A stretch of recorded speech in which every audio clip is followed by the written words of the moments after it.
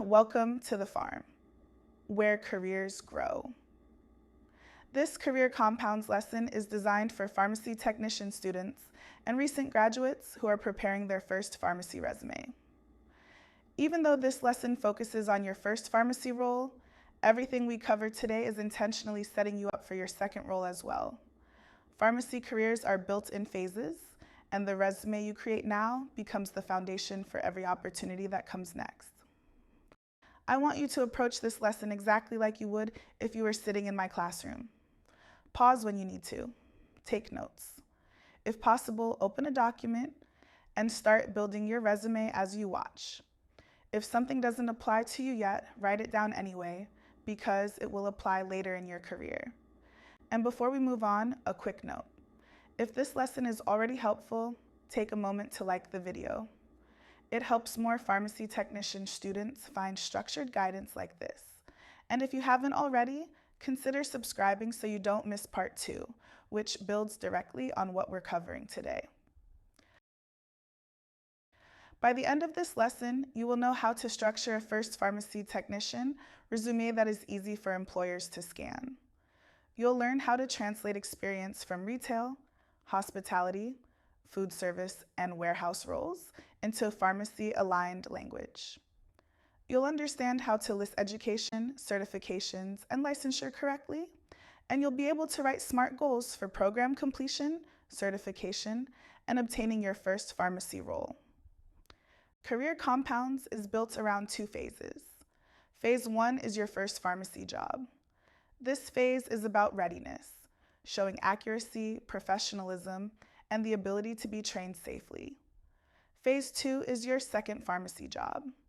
That's where experience, direction, and alignment start to matter more. Even though today is phase 1, I want your resume to quietly prepare you for phase 2. This is the resume structure we use for phase 1.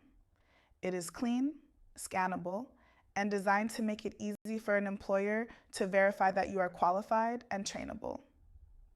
If this structure is helping things click for you, go ahead and like the video or share it with a classmate or coworker who is also preparing their first pharmacy resume. These basics matter, and most people are never taught them clearly. Let's talk about resume headers, because small mistakes here can quietly cost you opportunities. First, your address. On a modern resume, you should list city and state only. You do not need your full street address.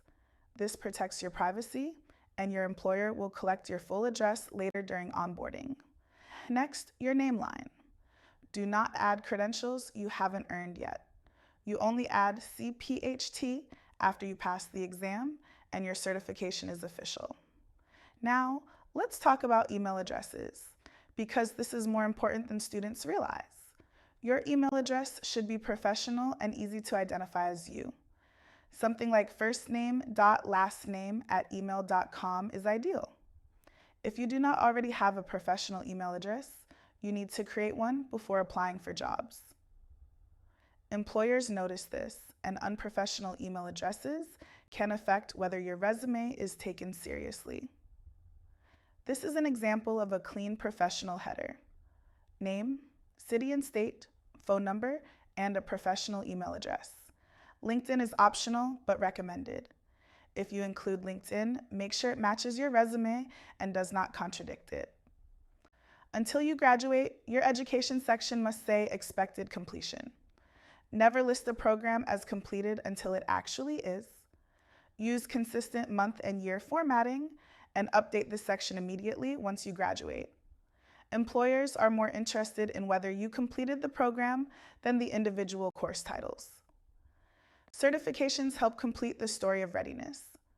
If you've earned CPHT, list it. If your exam is scheduled, you can mention that in your summary. Non-healthcare certifications like ServSafe or OSHA 10 still matter. They show safety awareness, responsibility, and the ability to follow structured standards, all of which are critical in pharmacy. This slide is extremely important. Numbers make your experience believable. Quantification means showing volume, frequency, and scope. How many customers? How many orders? How many check-ins? per shift, per day, or per week. If this is changing how you think about your experience, like the video so you can easily come back to this section and share it with someone transitioning into pharmacy with you. If you don't know the exact number, use an honest range. Responsible estimating is acceptable. Guessing wildly is not. Retail experience translates very well into pharmacy when written correctly.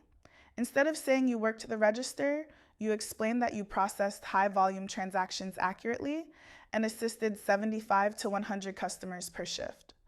That tells employers you can handle volume, accuracy, and communication, all essential pharmacy skills. Hospitality backgrounds are incredibly valuable in pharmacy, but only when they're written with detail. Here, we quantify hotel size, guest check-ins per shift, record accuracy, and confidentiality. Pharmacy is also a high-volume, documentation-heavy environment, and this language aligns directly with that reality. If you're coming from hospitality or customer service, and this sounds like your experience, share this video. Someone you know is trying to make this same transition and doesn't realize how valuable their background already is. Food and beverage experience translates well when you highlight speed, accuracy, and safety.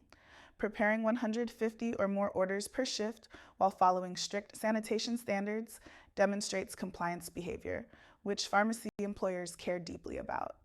Your externship belongs under experience. Externship signals exposure. It shows that you are learning pharmacy systems and workflows under supervision. Externship is not just a requirement. It is resume experience. Now we're going to talk about SMART goals. And I want to slow down here because I don't assume you already know what SMART goals are. SMART goals are used across healthcare, education, and management to turn ideas into structured plans. Without them, job searching becomes random and frustrating. A SMART goal is simply a goal written in a way that makes it possible to complete. The S stands for specific. Your goal should be clear and exact. The M stands for measurable. You need a way to track progress. The A stands for achievable. Your goal should be realistic for your current life. The R stands for relevant. It should align with your next career step. The T stands for time-bound. Every goal needs a deadline. If your goal is missing even one of these pieces, it usually becomes too vague to follow through. If SMART goals are helping you think more clearly about your next steps, make sure you're subscribed. Part 2 builds directly on this and shows how to upgrade your resume once you're working in the field. These examples show how to structure SMART goals for program completion, national certification, and your first pharmacy role. Notice that each goal includes timelines and actions, not just hope. This example shows how to structure a job search goal with application volume and interview preparation. Many pharmacy settings are entry-level. Choose environments that align with your background, whether that's retail, hospitality, food service, call center, or warehouse pharmacy. After completing this lesson, you should now have a resume structure that is easy to scan, transferable experience translated with clear numbers, your externship listed correctly, and your education and certifications formatted professionally. You should also have 2 to 3 SMART goals that give your job search direction and structure. In Part 2, we will take this foundation and strengthen it for your next role by focusing on metrics, pharmacy systems, and long-term career alignment. This concludes Part 1 of Resume Writing with the Pharm, where careers grow.